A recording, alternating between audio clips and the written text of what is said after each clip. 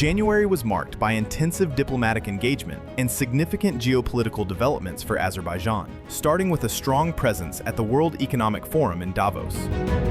President Ilham Aliyev maintained a tight schedule, holding 19 high-level meetings with global leaders and executives of leading international companies. Welcome to the World Economic Forum 2026. Alongside bilateral discussions, he also presented Azerbaijan's long-term priorities during the panel session, where he outlined the country's economic vision and regional role. One of the most significant messages delivered in Davos concerned peace in the South Caucasus. President Aliyev emphasized that the peace agreement between Armenia and Azerbaijan demonstrates reconciliation is achievable when there is political will. Signed less than 2 years after the last clashes, the agreement ended decades of conflict and has already delivered tangible results, including Azerbaijan's first shipment of critical oil products to Armenia. I think nothing can interfere into this process. What we need to do more, I think both sides, is to demonstrate the results of living in peace so that we can also witness the full support of our societies to this process.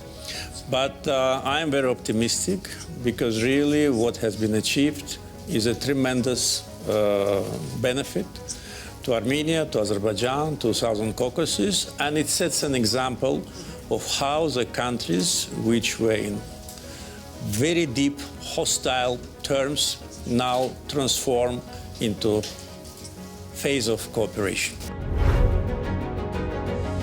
Responding to a question on the changing nature of multilateralism, President Aliyev underscored the importance of national resilience. He argued that while international cooperation remains essential, countries must primarily rely on their own strength and social cohesion, while respecting internationally recognized norms. Look, we have strategic partnership documents signed with 10 members of the European Union, comprehensive strategic partnership agreement signed with China, strategic partnership charter is being discussed with the United States, and all this is possible. It does not contradict one another when you have a clear vision for your country, for your future, when you have power, when you have consolidated society, and when you do what is right, regardless who says what and who will publish some articles about you and what you are doing.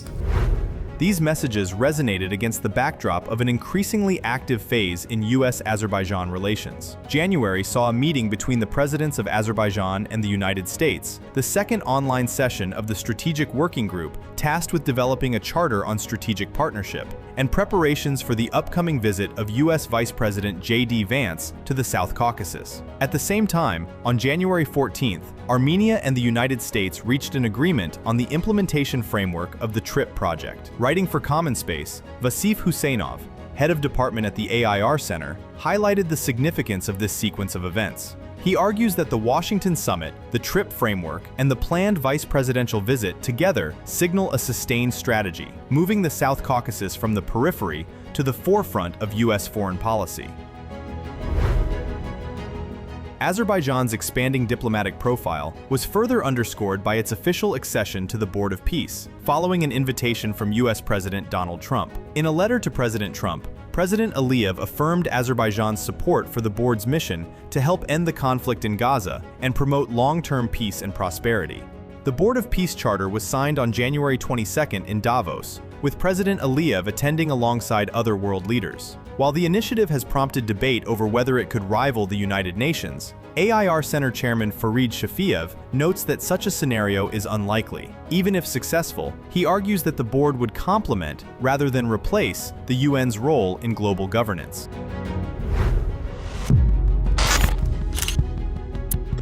Meanwhile, unresolved tensions continue to cloud Russia-Azerbaijan relations following the Azal aircraft crash. On January 6th, a leaked letter from the Russian Investigative Committee, signed by its chairman, Alexander Bastrykin, presented a version of events that diverged sharply from earlier statements made in Dushanbe. The letter attributed the crash to adverse weather conditions and failed landing attempts in Grozny, concluding that the aircraft went down during its approach to Aktau. In an analysis for the Jamestown Foundation, Vasif Husseinov argues that unless Moscow aligns its investigative conclusions with its political commitments, the normalization anticipated after Dushanbe will likely leave bilateral relations in a state of prolonged uncertainty rather than genuine reconciliation.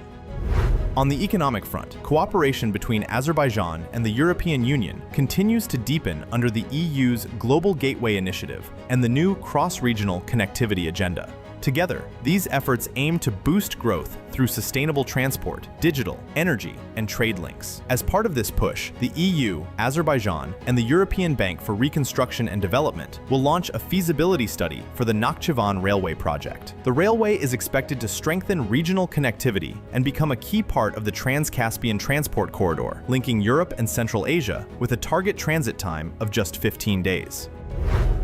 Strategic partnerships beyond Europe also gained momentum. On January 26th, Israeli Foreign Minister Gideon Sa'ar paid an official visit to Baku, meeting President Ilham Aliyev and Foreign Minister Ceyhun Bayramov. The visit highlighted the growing depth of Azerbaijan-Israel relations, with over 40 Israeli companies participating in the Joint Business Forum. Minister Sa'ar noted that bilateral trade increased by nearly 50% in 2025. And is expected to grow further in 2026. Energy cooperation remains central. In 2025, SOCAR acquired a 10% stake in an Israeli gas project in the Mediterranean.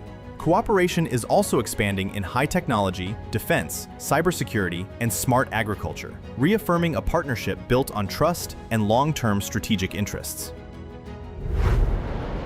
January also carried a solemn historical significance. 36 years have passed since the bloody January tragedy. As every year, the Azerbaijani people honored the martyrs of January 20th with deep respect. To recall, on the night of January 19th to 20th, 1990, Soviet troops entered Baku without declaring a state of emergency. The crackdown resulted in 147 deaths, 744 serious injuries, and 841 unlawful detentions, with hundreds of homes and public buildings destroyed or damaged. The events remain a defining moment in Azerbaijan's modern history and a powerful reminder of the cost of freedom.